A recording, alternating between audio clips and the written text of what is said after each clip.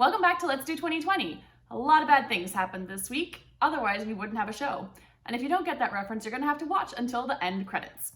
This year, the Democratic National Convention will be held completely virtually. Joe Biden announced that he'll be accepting the nomination from the comfort of a gaming chair in his Delaware basement.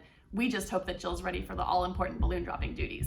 Biden's announcement came the same day that Trump floated the idea of accepting his nomination at the White House, which is not only unconventional, but also pretty illegal. Not that it matters for a president currently under criminal investigation. At this point, it'll just be a jaywalking ticket on January 20th that finally brings him down. In more bad news for the Trump campaign, this week Facebook started flagging the president's campaign posts for spreading misinformation about the coronavirus. Fortunately, the posts were flagged faster than you can say, Clorox Cosmo? But honestly, this week it just felt like the news wouldn't stop, and we barely have any time to process our emotions anymore. So to boil it down, we go to our rapid fire segment. Emoji didn't! The bad news. The Trump campaign is suing Nevada for encouraging mail-in ballots and inevitable voter fraud. At this rate, counting votes in Vegas is going to be as hard as counting cards. The sad news. Michelle Obama this week said she suffers from low-grade depression. At least now we know why she started a podcast. The mad news, and this is absolutely mad, this week Trump signed an executive order banning TikTok. So say goodbye to the only thing that's helped pass the time and keep you entertained for 3 hours a day. I mean, what are we supposed to do now? Read? But let's focus on the positive that will come out of this election. A woman of color in the White House.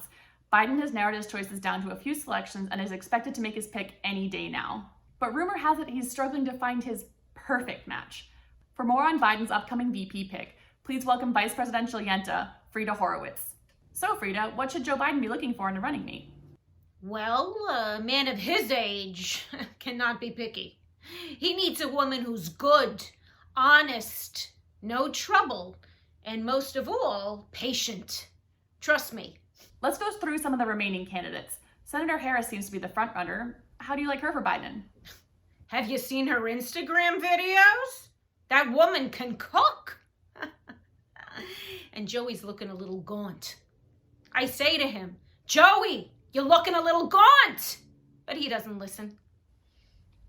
So you think Kamala will be a good match for Biden because she can get him to eat? She was a tough prosecutor. If anyone can get him to admit he skipped lunch, it's her. Let's move on.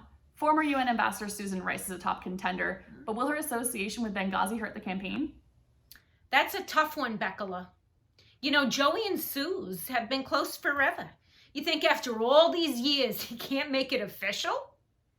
Don't let any man string you along, ladies.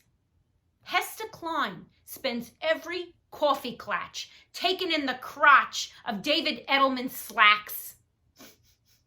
And then he ups and marries that Levinson girl? Last candidate, Elizabeth Warren. Some people are still saying she's in the mix. Most progressive of the bunch. Great with people. I think she can get Biden to enact some great legislation, like free college and Medicare for all. So she's your number one? Hardworking, full of chutzpah, known for her perseverance. She'd be terrible. Who wants a goody two-shoes kvetching in your ear all day? Joey may as well choose my mother-in-law. Then who is your pick? Well, we don't see nearly enough of that Fran Drescher anymore. Think about it. Frida Horowitz, Vice Presidential Yenta, everyone. Sit up straight. You'll never land a mensch with that slouch. That's our show. I'm gonna go make one more TikTok video. Okay, maybe two. We'll see you next week. But we have a lot of good news about the economy. A lot of good things happened today. Otherwise, I wouldn't have a press conference. So that's it. So enjoy it, and we'll be out in a little while.